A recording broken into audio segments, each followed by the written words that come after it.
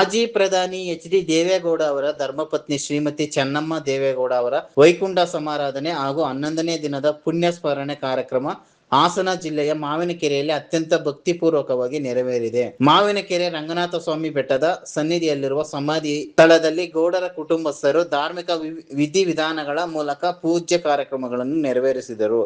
ಈ ಸದ್ಗುಣ ಸಂಪನ್ನೆಯ ಪುಣ್ಯಸ್ಮರಣೆ ಕಾರ್ಯಕ್ರಮದಲ್ಲಿ ಮಾಜಿ ಪ್ರಧಾನಿ ಎಚ್.ಡಿ. ದೇವೇಗೌಡ, ಕೇಂದ್ರ ಸಚಿವ ಎಚ್.ಡಿ. ಕುಮಾರಸ್ವಾಮಿ, ಎಚ್.ಡಿ. ರೇವಣ್ಣ ಹಾಗೂ ಕುಟುಂಬದ ಹಿರಿಯರು ಮತ್ತು ಕಿರಿಯರು ಭಾಗವಹಿಸಿ ಕಣ್ಣೀರಿನ ಶ್ರದ್ಧಾಂಜಲಿ ಅರ್ಪಿಸಿದರು.